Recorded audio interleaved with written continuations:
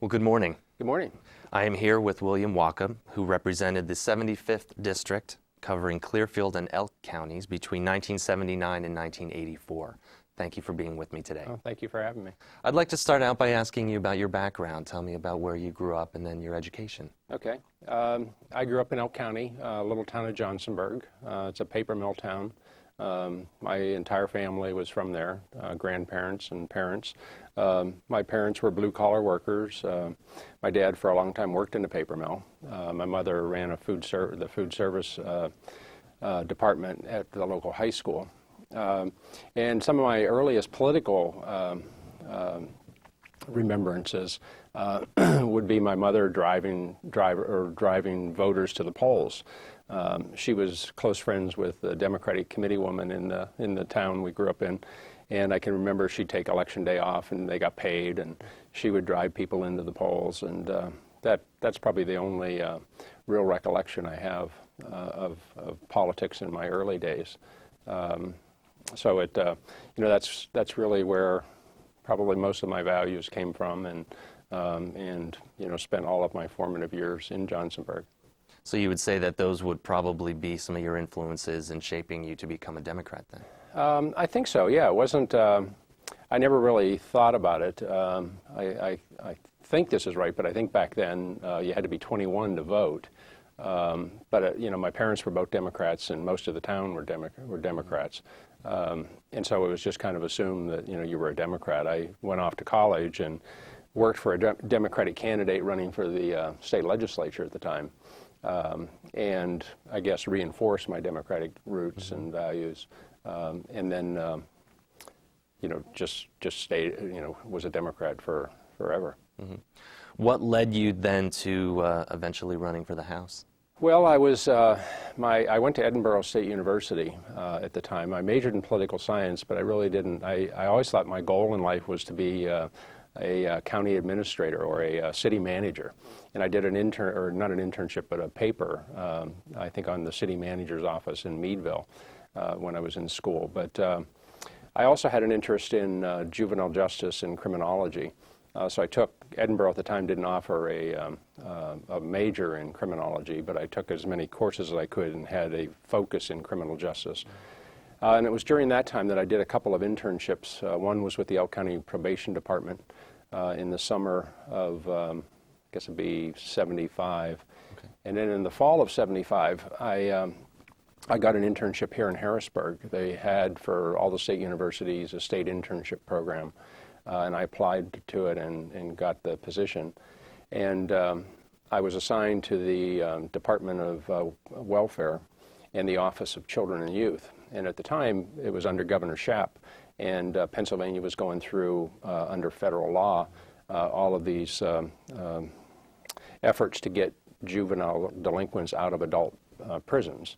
And so I got very interested in that and met some guys there who were providers. They ended up starting some of the alternative programs. Once the kids came out, they had to go somewhere. And after I graduated from Edinburgh, I went back and hooked up with a guy by the name of Tom Jeffers, who was running one of the alternative programs. And he hired me, and I worked there for, I guess, the better part of 2 years. But towards the end of that 2 years, we were lamenting about some of the legislation that was coming out of the General Assembly and the Senate at the time. And we realized, or he realized more than I did at the time, that the place where policy really is made is where the budgets are decided. And so it was really at that time that he actually started saying, if you really wanted to impact the system, you should run for the legislature. I knew who my legislator was back in Elk County. He had been there for 24 years, actually, and there was some rumor that he was going to retire. So I ended up going home and talking to my parents and said, I'm kind of interested in running for the legislature. And they just thought I was crazy. I found out. I came back to my office. My job was here in Harrisburg, so I came back to Harrisburg, and I ended up going to a meeting with Representative Renwick. And he said, he was kind of coy. He said he wasn't sure that his time may have come that he was going to step aside. And he didn't discourage me, but he didn't, say, that's definitely what I'm going to do. So I really just started organizing. And I was lucky at the time, my boss, Tom Jeffers, gave me, we worked out an arrangement where I could work 3 days of the week and be home in Elk County campaigning the rest of the time. And we just really started with friends and family and reaching out and trying to broaden our circle and just try to meet as many people. So that's really where all that came from. Well, did you enjoy campaigning? I think at the time I was too young to know any better. I enjoyed meeting with people, although I haven't ever been a overly outgoing person. I enjoyed kind of being around and hearing about people's problems. I think I always had an affinity for trying to resolve problems that people had and kind of identified with some of the problems that people had. And, I guess my earliest recollections are that I didn't dislike it. There were some people in my family who were much better at it than I was. My mother was great at campaigning. My father wasn't much interested in it.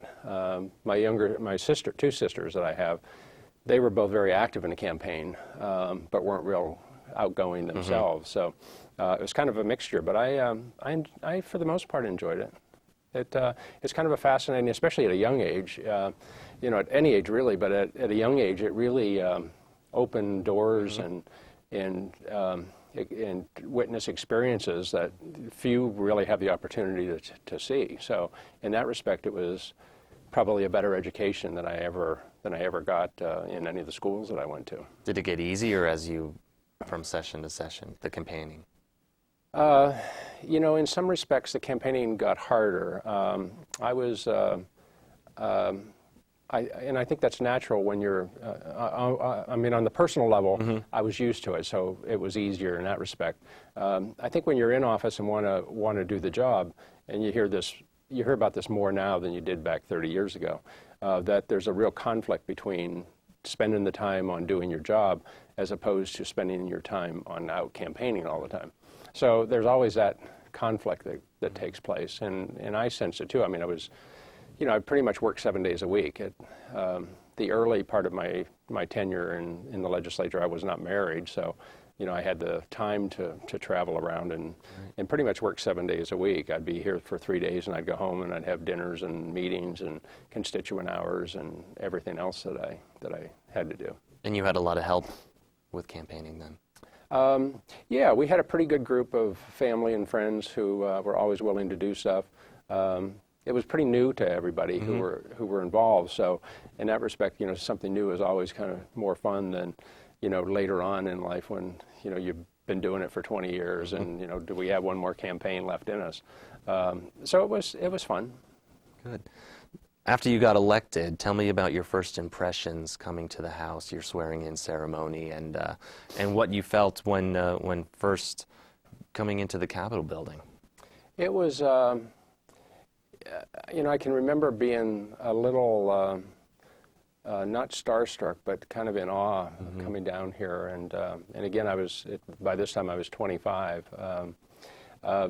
Mr. Renwick, who preceded me, was very good about showing me the ropes and what he did and shortcuts to do this and that. And for the month of December, which was kind of an interim period, I hadn't really taken over yet because we hadn't been sworn in, but he was done. I used his staff. He was a committee chairman then, and he let me use his staff, and they were very gracious about kind of showing me the ropes. It was kind of a rude awakening in January when I got here and got sworn in and got sent up to the 6th floor to be in a big room with, 6 other members and 6 other secretaries, and really only just a part-time secretary to do all the work that he was doing with 3 or 4 staff members. So that was, I remember swearing in day. There was a battle for the majority.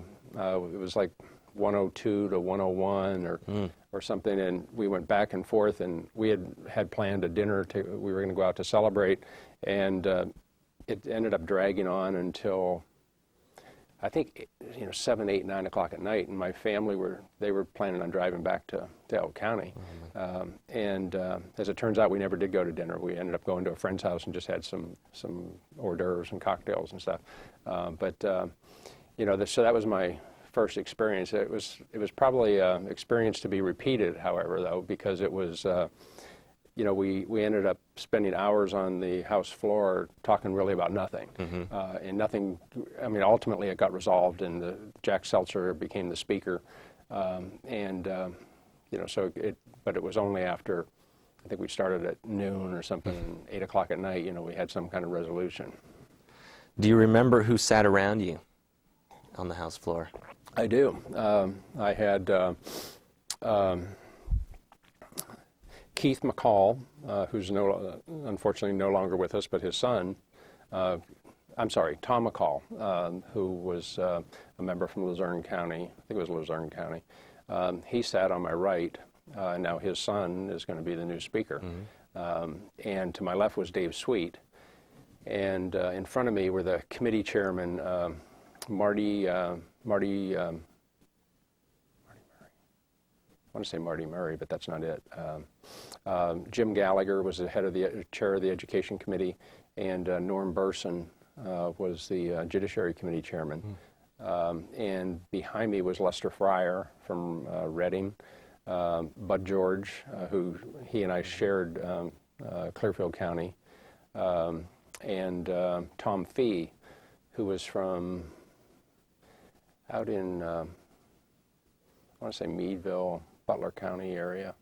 And then a couple seats down was Joe Steigner, who got elected the same year I did, and I think has been here until pretty recently. You mentioned that you had about 6 people in your office. How was that like? It was pretty interesting. You get elected and you think that you got this big job and everything, and at the time we thought we were. For me, I thought I was making more money than there ever was. And I think we were paid $18,720 the first year I got elected, and I remember I was all the way in the back corner, so I actually had it a little bit nicer than most. But there were no partitions, and it was just. I was there, and I think Frank Zitterman was in the middle, and I can't remember who else was there, but I remember Bill DeWeese was over. There was one large room, and then there were 2 side rooms off of it, and in the one side room was Bill DeWeese and Joe Zeller from Allentown, and I think on the other side was Joe Huffle, and I can't remember who else was over there. And, it was, there were no windows or anything. So, you had, when you walk around this place now and see all of the office space and things, it's pretty amazing. Very neat. You mentioned that Mr. Renwick had helped you get a little settled when you first came in, but once you got in and session began, was there anyone in particular that you saw as a mentor? Well, I did pay attention to, even though we disagreed on especially social kind of issues, I did pay attention to what Bud George was doing. He shared Clearfield County, so he had a similar district as I did. And so, we would talk about different pieces of legislation. I think he always wanted us to have a caucus and throw our 2 votes, one way or the other, but 2 votes doesn't make all that much difference here most of the time. And I think I ended up becoming very close with Bob O'Donnell. He and I, in fact, for most of the time I was here, shared an apartment together. Joe Huffle was a good friend, and Dave Sweet. I had shared office space over time for a big part of the time I was here with Alan Kukovich. And so he was, of the same age. All of them were, we were all kind of the same age. I was a little bit younger than most of them.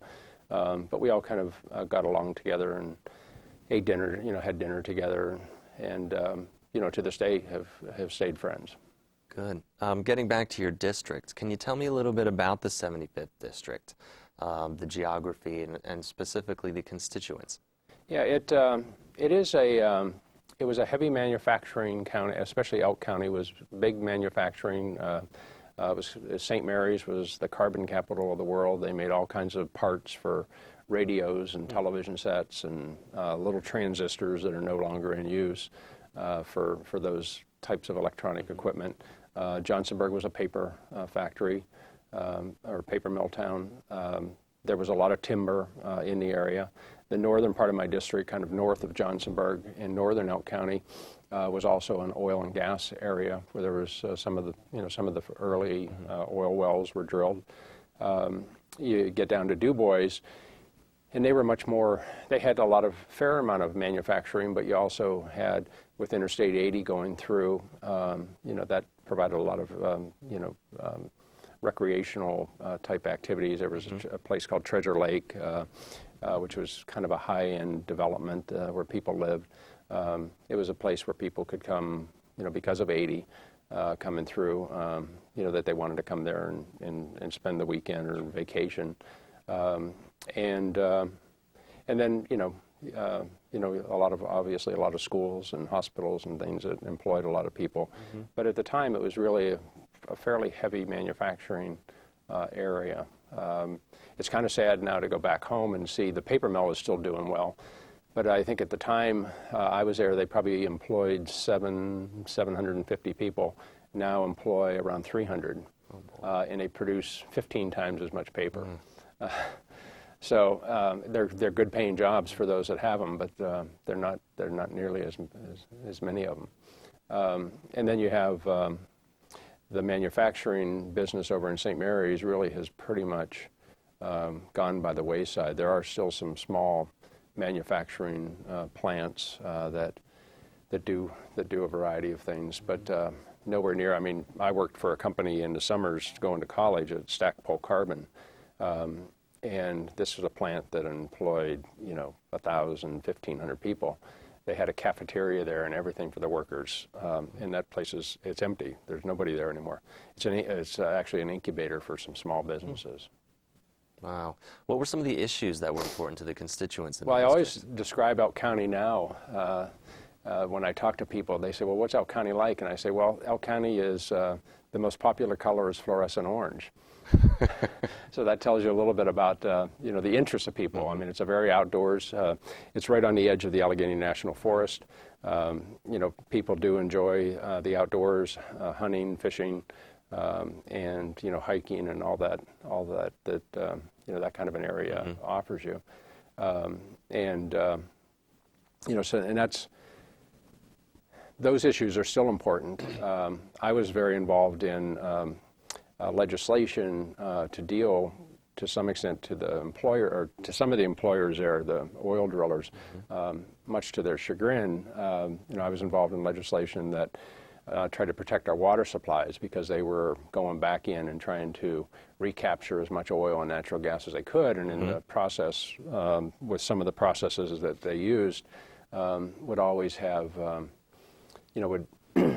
could damage some of the water systems. So that was an issue. I remember unemployment compensation, workers' compensation were issues back in those times.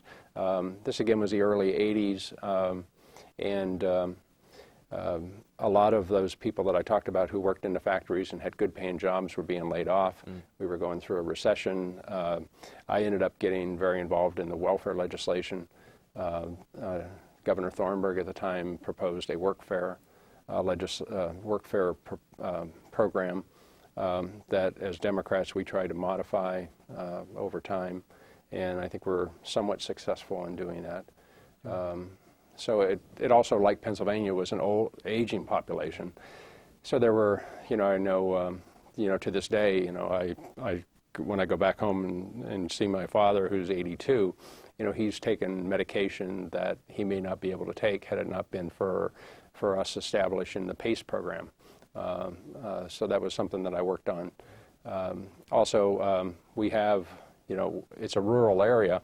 And so transportation is a problem, and it's certainly not as cost-effective as it is in the city, but we do have a regional bus system that I was active on trying to get funding for rural regional transportation to help people get from town to town and to doctor's appointments or to hospital visits and what have you.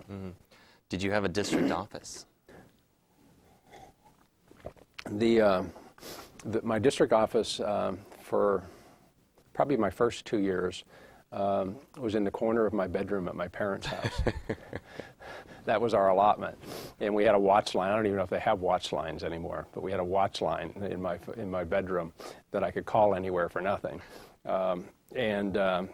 You know, the only way I dealt with that was to get around and do office hours at community buildings and borough council buildings and things like that on a regular basis. And I think it was second term when I got elected, they put some money in for district offices, and I opened up a storefront office down in Johnsonburg and had a couple of part-time people that worked there different hours of the day.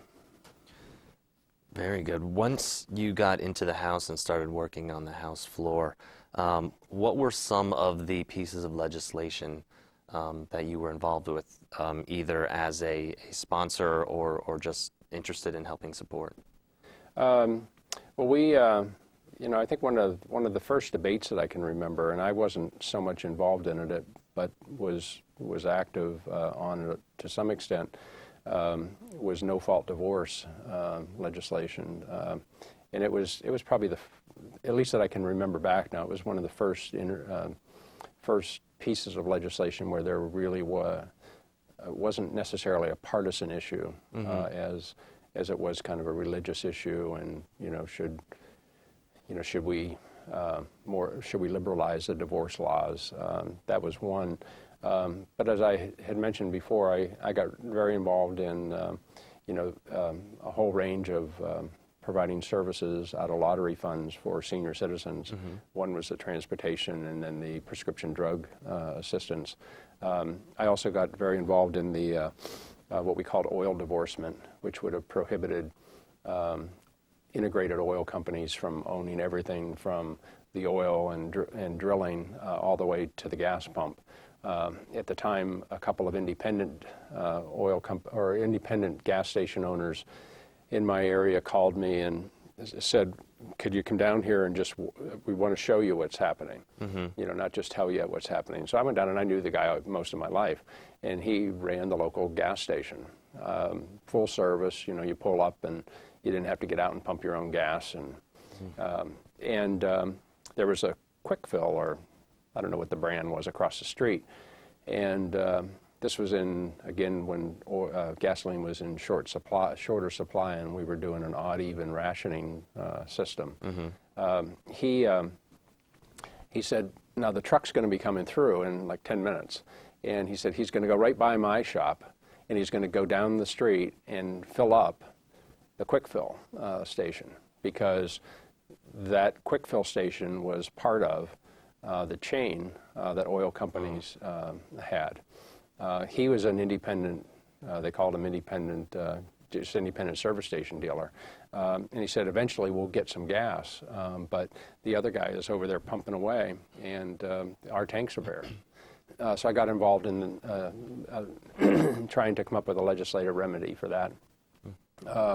And then, after being here a little while, I got involved also in just the environmental protections for oil and gas drilling in my area. And then I think probably the bulk of what I spent a lot of time on here for the better part of 3 or 4 years was trying to modify the governor's workfare proposal. And that's probably the one issue that I was more closely identified with here. And I think a lot of people thought that that was a city issue, or that was an issue for somebody else to fight. But the truth of the matter was that a lot of people that I represented, who were just honest, hardworking, blue-collar workers, they were the ones being affected by the recession, and they were the ones that were being thrown out of work. And after they ran out of their unemployment compensation, really had no income. And so it really, I think at that time, changed the welfare debate. And what we tried to change the debate from the woman with a bunch of kids in an inner city who's standing in line buying her cigarettes and steaks, when the worker is coming through and is buying hamburger and is trying to make do with what he has. Those were always the preconceptions that people had about the typical welfare recipient that we tried to dispel. Good. You were also involved with several committees while you were in the House, Games and Fisheries, Mines and Energy Management. Did you have a favorite one? I was on Mines and Energy and again, worked on some legislation on that with the oil and gas drilling. Game and Fisheries wasn't particularly active the time I was there. My predecessor had chaired the committee, so he was very involved. I wasn't, even though I represented that area, and represented an area where people were interested in that issue, there just wasn't as much. I think at the time we were involved in debates about, doe licenses and, who should be able to get licenses, and should we not have a doe season this year, and what have you. But most of what I remember about being on that committee anyway was, the sportsmen in my area would always call me for the stocking list, so that they could follow the truck and get a bunch of trout. And then I chaired the subcommittee on welfare, the Health and Welfare Committee, and probably spent most of the time that I was here dealing with that. Also, I think from the beginning I was on the Judiciary Committee, and that had been an interest of mine, especially the juvenile justice area, from the work that I did prior to the legislature. So I spent a fair amount of time on that. Did you enjoy committee work? I think once I think it was in my second term, I got to be a subcommittee chair, and then in my third term, we were in the majority, so we could do more. And that was more fun. The standard committee work, just going and voting, and if you're not carrying a piece of legislation or whatever, it's not it's not that there's anything wrong with it, but it wasn't terribly exciting.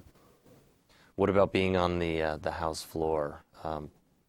Some members say that it was intimidating to even go up to do any of the debate. Did you find it comfortable, or was it intimidating to get your point across? It was pretty intimidating, and again, I was fairly young, so it was pretty intimidating, probably all the way through. I got more comfortable with it, but it was still, I know probably later in my three terms that I was here, the welfare debate kind of came up later in that.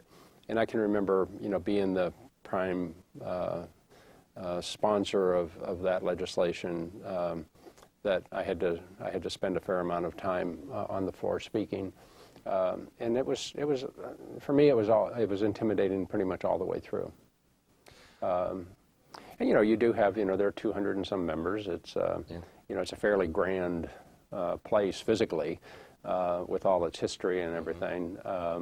And you had some extremely talented debaters who were there at the time, and so it was a bit intimidating. Yeah, you mentioned that it was a bit easier to get some of your legislation or even your committee work through once you were in the majority. What obstacles did you come across, whether you're in the majority or even not, when trying to get some of your legislation passed? Well, I think, and this is probably by design, but the legislative process, I think, is not really set up to change very much. And that's probably a good thing, that you can't just ram something through. Even when we were in the minority, we could bottle things up for a while and create problems. And that's probably, in retrospect, even though at the time, we wanted to do things, in retrospect, that's probably a good thing, and probably the way the founders wanted the process to work. So it, some of it just had to do with partisanship. If my name was on it as a D and it was a good idea, the Republicans would find somebody in their caucus to introduce the same legislation, and theirs would be considered and mine wouldn't. On one level, it really didn't make any difference to me as long as we addressed the problem. Sure. And I think that probably by and large, that's the way it is for most of the members here. If they have an issue that they need to get resolved legislatively, and they're not carrying the bill, as long as it gets addressed, and impacts the lives of people throughout the state, then that's a good thing. Yeah. Was there a good feeling then when your legislation finally was passed and it became an act? Yeah, it was, to go to the bill signing, especially, if you were we co-sponsored a lot of bills, and so if a bill got passed into law, typically everybody who was a co-sponsor would be invited to the bill signing.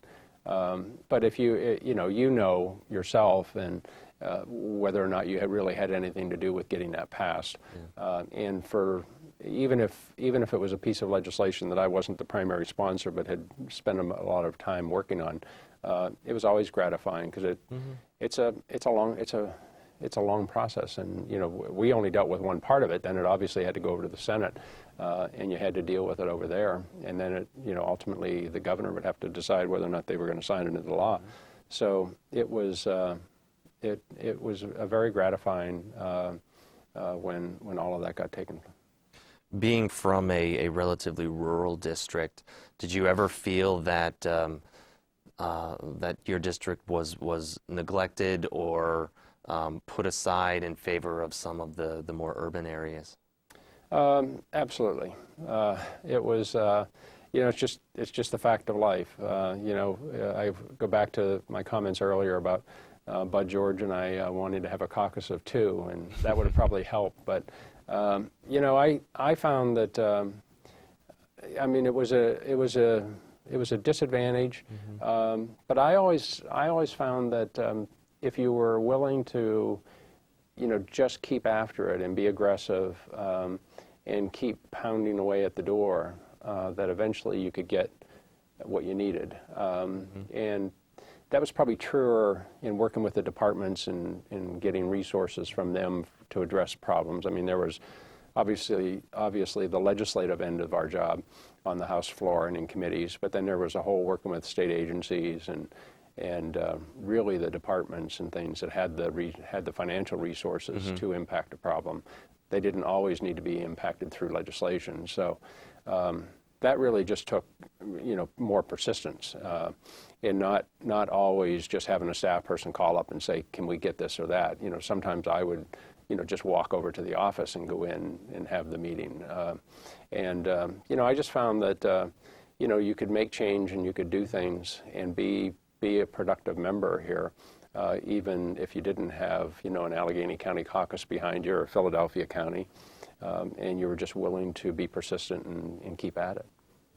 During the 3 sessions that you were at the House, was there one issue or one piece of legislation that was probably much more important than any others? Was there an issue that was touched by a lot of the members during the time that you were in the House? Well, I think, not to belabor the point, but probably the welfare legislation. At the time, it was the only time I think that I was ever mentioned in Newsweek because of the timing of the issue and the fact that the governor at this time, Thornburg, was trying to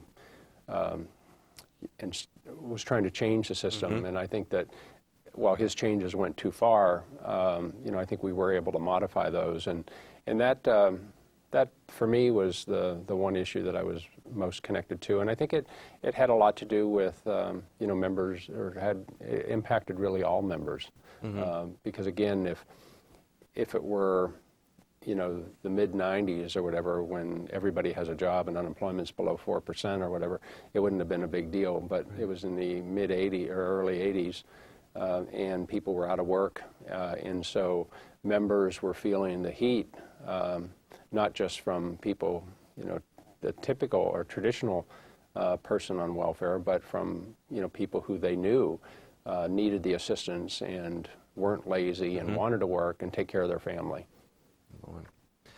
You had given some of your personal papers to the House Archives, and after researching some of them, one of the more interesting components was your Harrisburg report, which was a collection of notes and memories, even almost in a diary fashion, of what you found on a daily basis during the session time you were there. Why did you keep those? Well, it was something that my predecessor did. Bill Renwick did. He always had the 4 or 5 major newspapers in the area or in the district all gave space for Representative Renwick's Harrisburg report, and I just kept it up.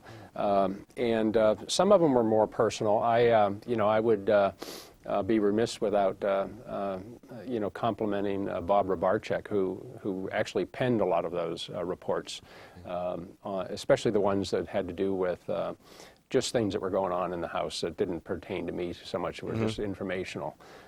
He worked in the Democratic. I don't believe he's still around. I don't think he's working here anymore, and he may have passed. But he wrote a lot of those for Mr. Renwick, and wrote a good many of them for me. And I was actually, when I was going through my papers, was kind of surprised that I kept all of those, and they were all together.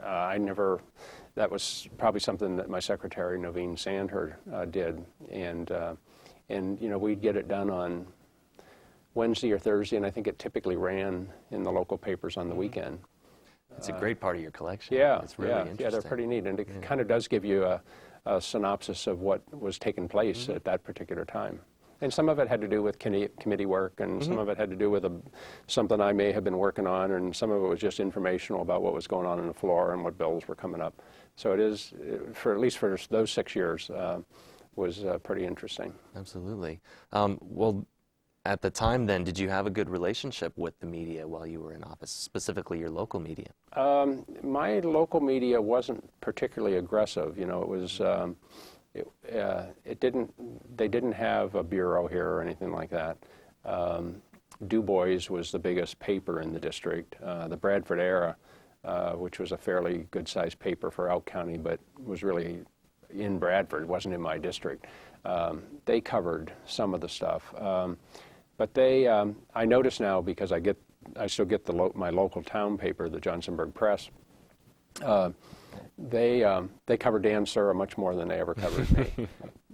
And I think the Johnsonburg Press prints one of Dan's columns that he runs every week. So it wasn't a very proactive press. If I sent them a news release or sent them the Harrisburg report, by and large they would print it. But I remember sitting down with a couple of the editors, and they would say, we're not your PR operation. Right. Even though I was I tried purposely not to make them very partisan and make them informational, and I think they, so to some extent, they did get them out, but they weren't. I had good relations with them, but even if I'd have had bad relations with most of the people there, it wouldn't have made much difference because they weren't that kind of a press. Right. Since you've left office, there's been several modern technological advancements on the floor of the House, specifically laptops on all of the desks and the continual video stream of the session days. PCN is another one. Do you have an opinion on these advancements and if they're good, or if there's something that should be left off? Well, I think even back when I was here, there was always a lot of distraction on the House floor. There were people walking around and talking and, cornering guys, so that you could talk about something else that had nothing to do with the debate that was going on. So I can't imagine that, at least on the floor, that's a good thing, that all of that information is there. I remember sitting there many nights and thinking that, absolutely no one is paying attention to what is going on. So I think that, the more access you have for diversion on the floor is probably not a good thing. I think overall, all of that stuff, certainly helps legislators keep informed and in touch, and it is probably of benefit to the membership. Why did you finally leave the House after 3 sessions? I decided that I wanted to run for Congress, and ran for Congress, started putting together a campaign in '83, and then ran for Congress in '84 against an incumbent member of Congress, Bill Klinger from Warren, Pennsylvania, and just really decided that I never really, and I was fairly cavalier probably at the time. I figured, the worst that could happen is I would lose and I'd go on and do something else. And I really wanted to, I thought I never really had it as a goal that I was going to be here forever. And so, I thought that at the time, some of the legislation that I was interested in, especially, economic development stuff, job creation and things. At the time, we were also involved in a nuclear arms proliferation, and the nuclear freeze was a big issue that I cared about. The whole conflict between Nicaragua and this in foreign policy that I didn't obviously have anything to do with, but that I cared about. The foreign policy as it pertained, under the Reagan years of involvement in Nicaragua and El Salvador were issues that I was interested in, and that, the place really to deal with that was in Congress. I thought the timing was right, that, I could take a shot and have a legitimate chance of winning. Good. I like to ask each of the members that I talk to if they have any particular story that they'd like to share with me. Something funny that maybe has happened on the House floor or something associated with that. A memorable story, whether it be happy or sad. Yeah. Something that a lot of people wouldn't necessarily know that happened.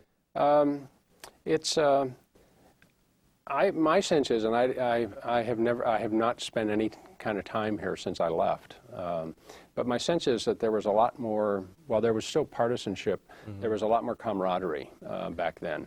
And some of my, fondest times really were in after hours when we were all here, Monday and Tuesday, especially. Right. Most of the members would head out on Wednesday. But back then, we had a fairly active sports caucus, and we would play softball in the summer, spring and summer. We even played football, touch football, that got fairly aggressive against the Senate staffers. One year it was myself and Kukovich and Huffle and Dave Sweet and Bob O'Donnell. I had been a quarterback in high school and in college, and so I was the quarterback, but Bob O'Donnell called all the plays and would map out all these elaborate plays. So that, and we would play basketball, and other guys, Greg Cunningham, who was a member from State College, and Republican, he played, and Joe Gladdick, I think Joe Lassinger played. So it was at least an opportunity that we all got together, and we played basketball in the wintertime at a local gym here. And then typically we'd go out and have a couple beers and something to eat. There were the group of us that kind of shied away from the typical lobbyist dinner and cocktail party. My rule after about 6 months was, unless somebody calls me from my district and they're going to be at the event, I'm not going. I was much more interested in going out and spending time with other members in an informal setting than going and shaking more hands. And so that was a positive experience that I had here. A funny experience that I actually reminisced with Bill DeWeese with yesterday was around this time when I first got elected. My predecessor was right behind the marble staircase on the first floor of the Capitol. And he had this big old desk. It wasn't a typical box desk, but had the big desk with big wings over it. And it was huge. And he had a nice glass cover, or glass credenza, and big plush chairs. And we were here. I was here one night, and Bill DeWeese and Doc Fallhaber, who was his staff person at the time, they were here. And we were talking, and I think we were in my predecessor's office, and this was in December because I was the member then, but hadn't been sworn in. Right. And Dewey said, "Well, if you want that desk, you're not going to get it unless it gets up to the 6th floor." And so between the three of us, and it wasn't easy to do, we got it in the freight elevator, and took the credenza, the chairs, and the big wing desk up to the 6th floor and got it into my space, and then took the other stuff down.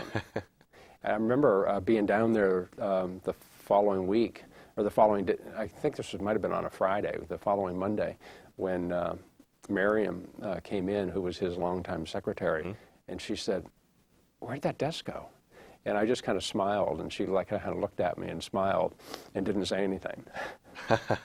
And I mentioned it to Deweese yesterday, and he started laughing, and he said, "I can remember how hard it was to get it up there, because that 6th floor, I don't even know if what's up there anymore, if it's been gutted or whatever. But it was one of those kind of funny experiences that. I was going to say, I wonder where that desk is now. Yeah, that's a good question. They're all numbered and stuff, so it could be.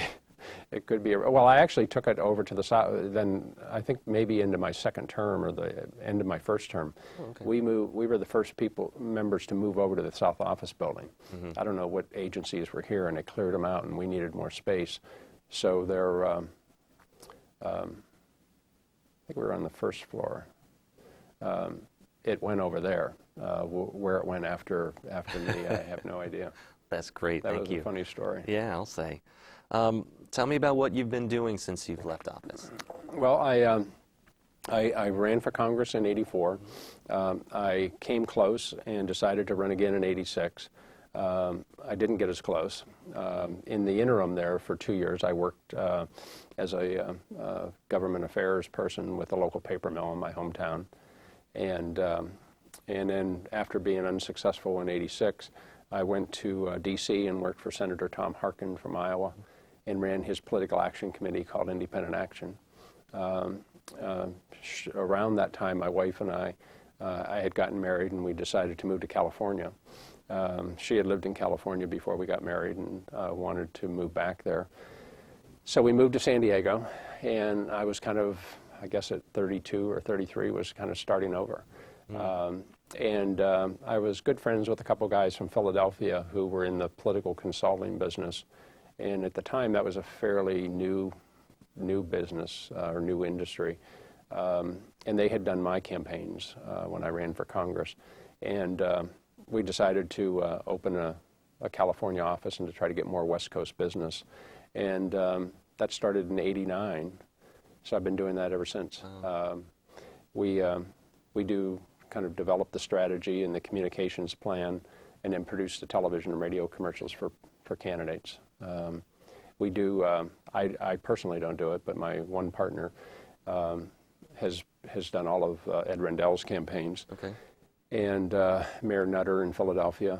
I work on Bill Richardson, the governor of New Mexico, and the U.S. Senator from New Mexico, Jeff Bingaman, and have helped to get over 10 members of Congress elected. Great. From Texas, Washington State, California, Utah, and spend most of my time working on campaigns out there. So more or less you still stay involved in politics then? Yeah, it's at a different level, and it's behind the scenes, and I don't have to worry about constituents and being around shaking hands, and it's been a way to be involved and to try to get good people elected and to still stay involved in something that I really like. Do you follow Pennsylvania politics? Not all that much. My family still lives in Elk County, and so over the years I've followed that. My sister actually worked for Jim Dissler, who took my place. He was a Republican member for 6 years. She worked in his district office, and I actually grew up not in the same town, but I grew up in the same time. We're the same age as Dan Sura. And we knew each other in high school. We played football against each other. And a lot of my friends are guys that he went to school with. So I've kept in touch with what he's been up to. And then the governor's stuff. I've followed all of the recent publicity on the bonuses and all that's gone on. So I keep in touch as much as I can, but not on a regular basis. Looking back at your time in the House, what would you say what aspect would you say was your most favorite aspect of the job? I think really, sitting down with somebody who was having some kind of a problem. It could be a plugged up ditch that PennDOT wasn't cleaning out, but it was a problem that they really had and that they needed to have resolved, and that they didn't have the ability themselves to be able, or the bureaucracy wouldn't move to take care of it. Or it could be, going to senior centers and realizing that one of the problems they had were, that they needed help with prescription drugs, and we had a program, we had a revenue stream that could take care of that, and to work on those, no matter the ditch to the person who's experiencing the flooding in their basement is no less important than the person who can't buy prescription drugs.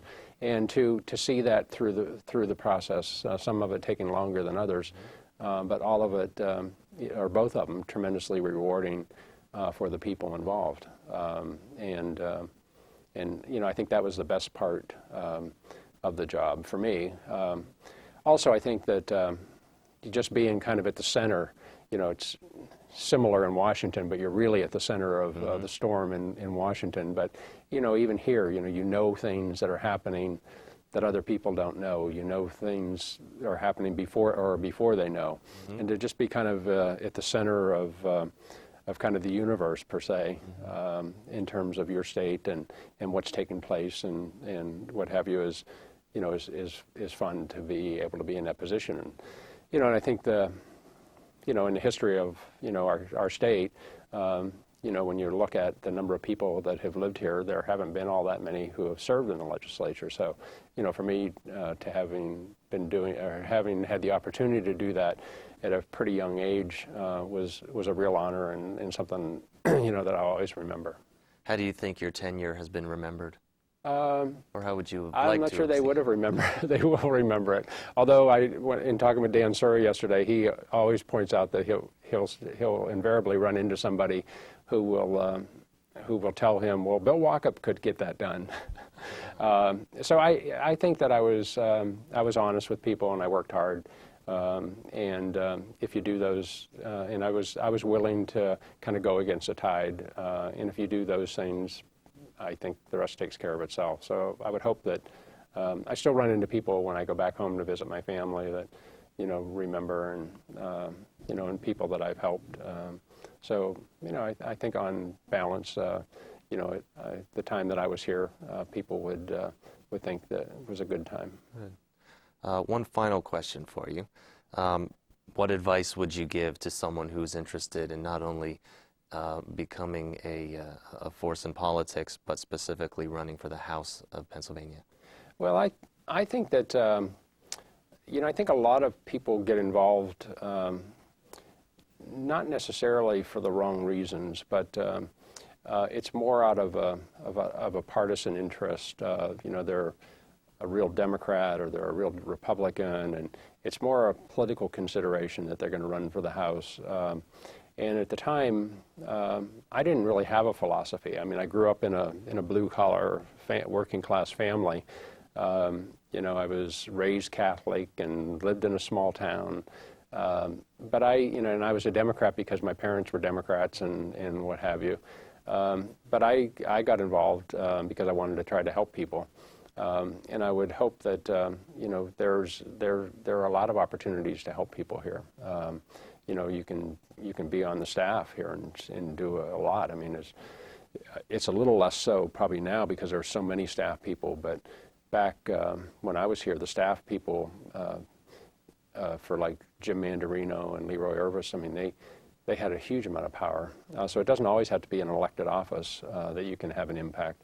But I think it's a great experience. It's part of our system that's been around for over a couple hundred years. And if you get the opportunity and you're interested in that, people should take the opportunity and do it. It's a very worthwhile endeavor. Absolutely. Well, William Wachob, I'd like to thank you very much for participating in our oral history program. Thanks, Jesse. It was good to be here. Thank you for sharing your stories with us. Thanks. And good luck with everything. Thanks. Thank you.